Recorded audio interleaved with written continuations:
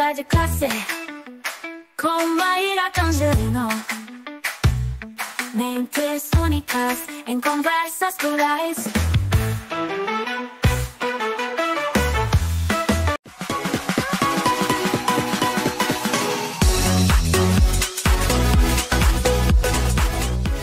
Olá, pessoal!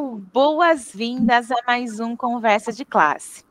E hoje, gente, nós temos uma convidada aqui, que ela foi muito recomendada. É uma convidada, assim, que foi maravilhoso trocar com ela já antes da entrevista. A gente começou o bate-papo antes para poder fazer essa entrevista. E ela vai ajudar a gente a entender como que a orientação educacional pode transformar a forma como nós lidamos com as dificuldades de aprendizagem. Eu estou falando da pedagoga, psicopedagoga e especialista em educação especial, Alessandra Campanini. Ela tem uma trajetória maravilhosa aí de 15 anos na educação, atua na linha de frente aí apoiando os estudantes e educadores para superar barreiras no ensino e aprendizagem. E eu já combinei aqui nos bastidores que a gente vai começando da primeira pergunta, né? Então, Ale, você tem uma formação ampla e bastante profunda. Você transitou aí entre a pedagogia, a psicopedagogia e a psicologia. Eu gostaria de saber como que esses campos se interligam no trabalho com estudantes que enfrentam dificuldades de aprendizagem, e se você acredita que essas dificuldades, elas são mais resultado de lacunas do sistema educacional ou das particularidades de cada aluno. Com muita honra, com muita alegria, Alessandra Campanini, seja muito bem-vinda ao Conversa de Classe. Olá, Maíra, olá a todos que estão assistindo. Maíra, queria agradecer pela participação, pelo convite, uma honra, um prazer estar aqui falando sobre educação, que é minha grande paixão, né? A gente caminha aí pelas trilhas, né, da educação, então falar sobre educação é sempre aprender sobre educação também. Então, gostaria muito de agradecer pela participação. Como você disse, eu tenho a minha formação em pedagogia, transitei aí, fiz mestrado e doutorado na psicologia, depois fiz psicopedagogia, fiz a educação especial e a orientação educacional, né? E são áreas que realmente se ligam, né? Estão conectadas. Então, dentro da orientação educacional, a gente consegue observar uma ampla gama de características dos alunos, né? Então, desde que eu trabalho com educação, é sempre bom entender e compreender que ela é dinâmica, né? Então, durante os 15 anos aí, fui presenciando as mudanças, né? As adaptações, depois novas mudanças. Então, a educação, ela não é estática, ela é dinâmica. E a gente, como professor, como educador, tem que estar se atualizando, a gente se atualiza e etc, né? Então, a pedagogia, respondendo a sua primeira questão, a educação, na verdade, a gente pode colocá-la assim como a prática, né? A prática de ensinar, a educação formal, os conteúdos dentro da escola, dentro da instituição escolar. Mas a gente não fala de educação sem falar de outras áreas, né? Então, a gente sempre observa o desenvolvimento humano como um todo dentro da própria escola, né? Então, quando a gente fala da pedagogia, a gente também fala de observação de determinadas características das crianças e dos alunos em geral, e todos eles apresentam características particulares, e é aí que a gente sempre entende que nós temos ali um fator geral, né, da aprendizagem, mas cada um dentro das suas especificidades, né? Então, a educação, a pedagogia, eu poderia dizer para você que ela abarca, né, a prática em si e a observação também, né, de pesquisa.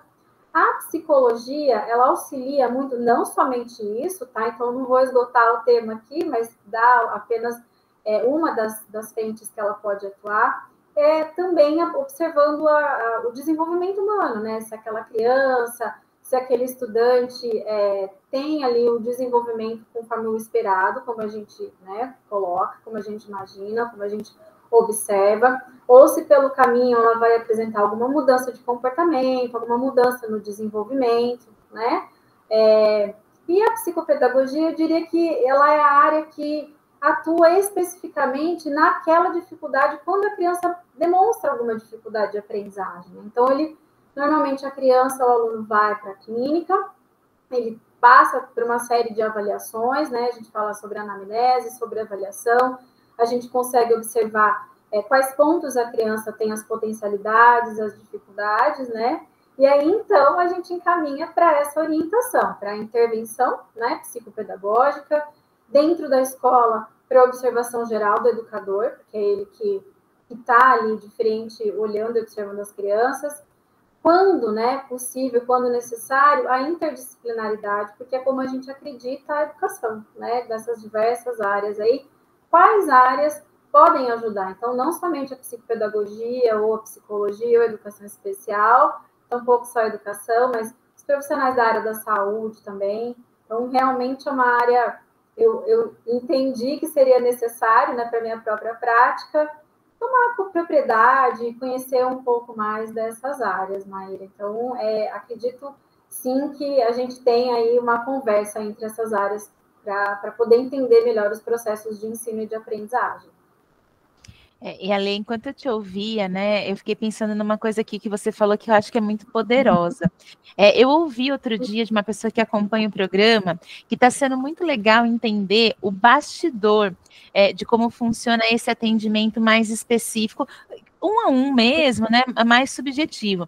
Porque me parece, né, a gente tem um público aqui grande de docentes que acompanham o programa, mas que ainda existem certos estereótipos, né, certos estigmas, assim, que não entendem muito bem como que esse processo se dá no consultório, né, se dá na orientação. Então, a sua fala, eu acho que ela é muito importante porque ela elucida isso, né, e acho também que é uma fala que não vem de um lugar qualquer. Uma coisa que salta aos olhos, assim, na sua biografia é o tema que você estudou, que é a ansiedade em relação à matemática, que a gente sabe que é um tema que aflige. Eu fui a estudante, ó, que o coração batia mais forte ali quando o negócio era matemática. Eu quero te perguntar o seguinte: quais estratégias práticas você recomenda para educadores e educadoras ajudarem os alunos e alunas a superarem esse medo e conseguirem um engajamento melhor nas aulas de matemática? Certo. A gente precisa primeiro entender, Naira, que nós temos as dificuldades de aprendizagem e elas não são a mesma coisa que os transtornos do neurodesenvolvimento. Então, a gente tem aí dificuldades de aprendizagem podem, né, acontecer em função de transtornos do neurodesenvolvimento, mas não necessariamente em razão disso, né? A gente tem diversos fatores que podem gerar essa dificuldade de aprendizagem, né? E aí a gente entende que essa dificuldade pode ser pontual, né? Ela pode ser em função de um problema muito específico em relação à criança, ao estudante. Então, ele pode ter um problema especificamente com uma disciplina só, ou ele pode realmente ter aí uma ansiedade geral, né? Uma criança que já apresenta um comportamento ansioso. Então, dentro da orientação educacional e dentro da ansiedade à matemática, a gente nós temos, assim, algumas definições, alguns conceitos, né? E quando a gente fala de ansiedade no comportamento humano, a gente precisa observar quais são, né, os fatores que geram essa ansiedade, que trazem essa ansiedade para a pessoa, para o aluno, para a criança, qual que é a intensidade, qual é a frequência, né? Em quanto tempo isso começa a acontecer, quais as consequências que isso vai gerando para a criança, né? Então, nós temos aí, quando é importante observar exatamente isso, quando a gente observa esses três fatores, aí o tempo, a intensidade, a frequência que isso acontece, né? Então, quando a gente fala da ansiedade à matemática, nós temos aí também outra área, ela é extensa, né? Por quê? Porque a gente tem desde fatores pessoais, intrínsecos, como fatores que estão fora do aluno, né? Então, ele pode realmente apresentar um transtorno de neurodesenvolvimento que pode afetar, né? Mas o que a gente costuma ver muito na literatura e vi durante as minhas pesquisas, e vejo até hoje acompanhando os alunos, dentro da orientação educacional e dentro da própria educação especial, da psicopedagogia, a gente acaba vendo muito a questão da própria matemática em si ser usada, né, pelos docentes ou pela própria cultura, pela sociedade, como algo que aterroriza. Então, vou te dar exemplos aí. A família, por exemplo, tem alguém que não vai bem na matemática. Então, matemática não é para todo mundo, não é para qualquer um. E a criança, ela vai desenvolvendo essa autorregra, né? Então, de repente, ela tem uma experiência ruim, negativa com a matemática, ela associa a própria matemática com aquele estímulo ruim. Então, a matemática é o terror dos alunos na sala de aula. A gente também tem a questão das metodologias de ensino, as questões propriamente da prática, né, docente, que acaba usando a matemática também para punir, né? Nós vemos ainda, às vezes, mesmo sem perceber, né? Não é aqui julgando nem o docente, mas ela é uma linguagem diferenciada, então a matemática ela se transforma num conteúdo mais abstrato ao passar dos anos, então a gente costuma observar uma ansiedade à matemática, né? Com o passar dos anos, então as séries vão avançando, a gente vai observando isso com mais frequência, né? Então, o que eu diria para você é que a gente tem aí uma série de fatores que podem gerar, né? E se isso perpetuar, se a gente não fizer ali a observação, que aí realmente cabe ao professor mesmo, porque essas dificuldades gerais, não só a matemática, mas em relação à dificuldade de aprendizagem, a gente começa a observar mais na idade escolar, né? Então, se de repente a gente não consegue fazer essa intervenção, se de repente a gente não observa, isso pode se perpetuar e gerar um fracasso escolar. Então, por isso a gente sempre, né, coloca, não como uma responsabilidade, mas a observação dentro da sala de aula para entender quais são esses comportamentos e depois a gente direcionando para os profissionais que são especializados para atender. Claro, sempre mantendo o vínculo entre, né, essa parceria entre a escola, o aluno, a comunidade e o próprio profissional. Ale, que explicação maravilhosa, né? E acho que inspiração aí para os professores e professoras que realmente têm que lidar com essas questões no dia a dia. Dá para perceber que você tem uma experiência, assim, muito sólida com orientação educacional. Eu queria te fazer duas perguntas, né? Quais são os maiores desafios para criar um diálogo efetivo entre professores, professoras, família e alunos, né? E se existe algum erro comum que as escolas acabam cometendo quando elas vão abordar as dificuldades de aprendizagem? Eu vou colocar as duas perguntas ali de uma forma conjunta, né? As escolas, elas têm os seus sistemas, cada um com as suas especificidades, nós temos uma base, né, curricular nacional, mas, como eu disse para você, cada aluno tem as suas especificidades, né? Então, se de repente o aluno tem uma dificuldade com aquele método de ensino, se de repente ele tem uma dificuldade com aquela forma de explicação do docente, então são fatores externos que podem interferir no aprendizado dele, né? E nós temos também outras situações que a gente às vezes fala, não, isso não é para ser observado, mas a gente observa também, que é o próprio comportamento de estudar do aluno, né? Então, a gente tem aí algumas questões. As escolas podem trabalhar, né, nesse conjunto com as crianças, com as famílias. Dificuldade nós sempre vamos ter, de trabalho, de docência, né? Como eu disse para você, é um processo dinâmico e nós estamos lidando, né, com relações interpessoais. Então, nós temos ali pessoas diferentes, né? Uma sala heterogênea, a gente tem diversos fatores. Então, é sempre importante que a escola esteja nessa observação. Mas nós entendemos, né, que as dinâmicas de vida, as dinâmicas da própria sociedade colocam obstáculos, né, dentro da carreira docente, dentro da própria gestão. Então, esses obstáculos que fazem parte do dia a dia, eu diria para você que é um dos fatores que pode prejudicar, não prejudicar intencionalmente, mas gerar esses fatores de perda de aprendizagem, de dificuldades, né? Então, eu acredito que a parceria ela é muito importante.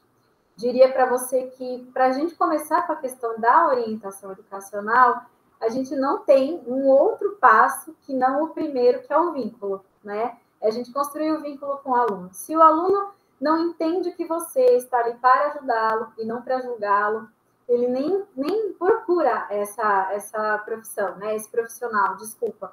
Ele não tem essa iniciativa porque ele mas é mais uma pessoa para julgar a forma como eu estudo, para dizer o que eu estou fazendo errado, né?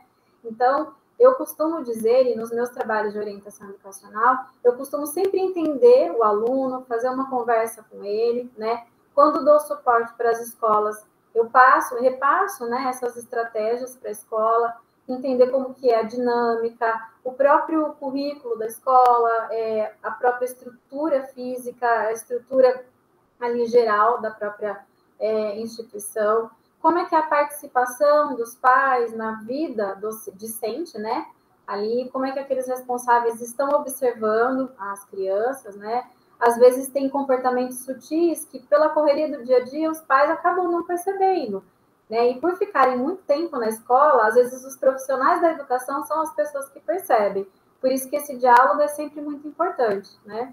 E na orientação educacional não é diferente. A gente faz essa intersecção, né? Essa mediação entre a família, entre a escola, a gestão, os professores, né? A gente tenta adaptar. São várias estratégias que nós utilizamos, mas sempre com esse olhar, né? Não é uma regra e uma receita que vai dar certo de um dia para noite, de um dia para o outro. É um processo. Então, a gente começa criando um vínculo, entendendo com os alunos sobre eles mesmos, né? Quais são as maiores dificuldades, porque a gente tem aí alunos que têm dificuldades para estudar, tem alunos que têm dificuldade para estudar com o caderno ainda, tem alunos que têm dificuldade para o foco, tem alunos que têm dificuldade para criar um cronograma ou uma organização de estudos em casa, tem aluno que tem dificuldade para estudar na escola. Então, depende muito da demanda que o aluno traz, né? Por isso que realmente é processo. A gente vai observando e vai fazendo os encontros, vai fazendo as orientações, conforme esse aluno vai trazendo a demanda, e ele também acaba tendo essa mudança de comportamento, né? E a gente precisa entender que ele também é um ser humano que está ali no processo, que vai trazer um resultado para a gente, transformando o hábito de estudar dele aí num processo de vida dele, né? Não como algo aversivo, mas como algo que faz parte e que faz bem para ele também. Ale, adorei aí ouvir, né, esse acalanto aí pra gente, né, gente, é processo, né, tudo que envolve as subjetividades a gente tem que considerar que cada passo é um grande passo, mas que cada passo tem que ser dado de cada vez, né. Para a gente finalizar, né, a gente está vivendo uma época aí que a educação à distância, ela está cada vez mais presente, né, e até, Ali, eu vou pôr uma pimentinha, vai aqui nessa pergunta, né, hoje, não só nós temos na educação básica alunos que precisam, né, de um atendimento, de um olhar mais específico, mas eles estão chegando também no ensino superior e é um direito deles que eles também tenham, né, esse acolhimento, né, esse atendimento às especificidades. Eu queria saber, no contexto das dificuldades de aprendizagem, quais são as principais adaptações que as plataformas virtuais precisam para garantir a inclusão de todo mundo e de uma forma mais significativa. Certo. Bem observado, Maíra. É um desafio realmente para a gente, né, que é da área. Eu já trabalhei bastante, trabalho ainda com a educação à distância, né? Então, eu diria para você que a acessibilidade é sempre o primeiro fator que a gente precisa observar, né? Como docente, como gestor de curso, como coordenação. Então, como nós estamos falando já do ensino superior, né? E dessa potencialidade, inclusive da própria capilaridade que existe, né, no ensino à distância, porque ele com certeza atingiu mais pessoas, né? Então as pessoas hoje podem fazer o seu curso à distância, mas a gente precisa entender exatamente que nós temos esse público, né? Então nós temos acessibilidade, então, plataformas que atendem pessoas com deficiência visual, plataformas que atendam pessoas com deficiência auditiva, né? Pessoas que também demonstram, também têm outras deficiências, né? Que a gente compreende dentro dos transtornos de neurodesenvolvimento. Então, essas adaptações, elas precisam acontecer para que esses alunos tenham acesso e a permanência no curso, né? E aí entra realmente uma questão do próprio vínculo, o professor entender quem é o seu público, né? Quem são os seus alunos. Então, acho que essa é o grande desafio, porque a educação ela não para, né? O tempo não para que a gente possa fazer esse trabalho. Então, como eu disse para você, dentro do processo da orientação educacional, a gente também tem o processo dentro, né, dessa adaptação dos cursos e das plataformas virtuais para atender esse público. Mas a gente tem os cursos hoje atendem essa demanda. Nós temos aí, em alguns cursos híbridos também, a importância, né, de atender numa estrutura física também, inclusive para as pessoas que necessitam dessa adaptação, né? E também fazer parte, né, do próprio processo educativo do próprio professor, né? Ele estar atento com formação continuada, porque no final das contas a gente acaba falando que o professor é o mediador e ele é o condutor também, né? Ele faz essa mediação e ele conduz o aluno. Então, já que nós temos aí a educação virtual, as plataformas virtuais, né? E assim, sites, aplicativos, as próprias metodologias, né? Que são as metodologias ativas que estão ganhando espaço dentro da educação, a gente fazer essa mediação de acordo com o tempo que a gente está inserido, né? Então, nós temos aí muitos alunos que são os nativos digitais, que a gente chama, né? Então, não adianta a gente tentar entender a educação como ela era, por exemplo, na minha própria época de aprender, né? De fazer a graduação. Então, a formação continuada é importante que os professores entendam que nós temos essa questão da educação especial e inclusiva, né? E que isso faz parte do nosso trabalho, do nosso dia a dia. Então, a gente precisa realmente adaptar isso na nossa formação, com a formação continuada, entendendo que enquanto a gente é professor, a gente é aprendiz também, né? E eu acredito muito, claro, dentre outros, né, aspectos, dentre outros fatores, eu acredito que essa observação seja realmente a mais importante, né? Para que a gente possa dar esse ensino de qualidade, né? Não só dizer que a gente está dando o instrumento ali, mas que ele esteja facilitando a aprendizagem do aluno que precisa e que necessita, né?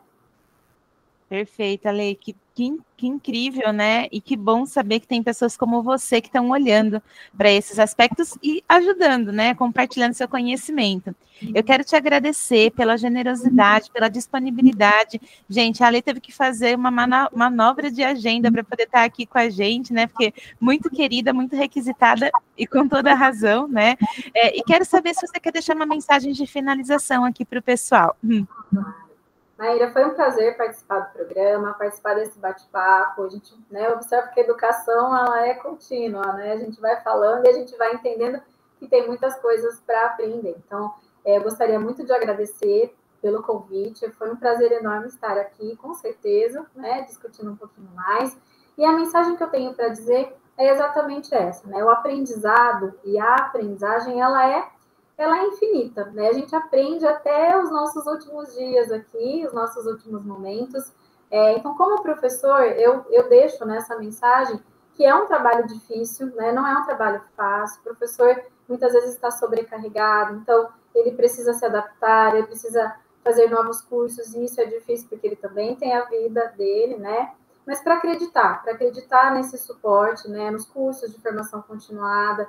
Por quê? Porque isso também, o conhecimento leva ao conhecimento, né? Então, ele conhecer sobre o tema faz com que ele conheça determinadas situações dentro da sala de aula e que aquilo pode potencializar o trabalho dele. Então, não entender que essas situações, né, especialmente o vínculo com os alunos, são situações que vão gerar algo negativo, mas entender que dentro desse processo, sempre olhar para o que vai trazer de positivo, né? E para os alunos, para que tenham sempre, né, como orientadora educacional agora, para que tenham esse hábito de estudar, porque o estudo realmente faz parte da nossa vida, e é sempre muito importante a gente conhecer, que o processo de conhecimento aí é para sempre, né? É isso, Maíra.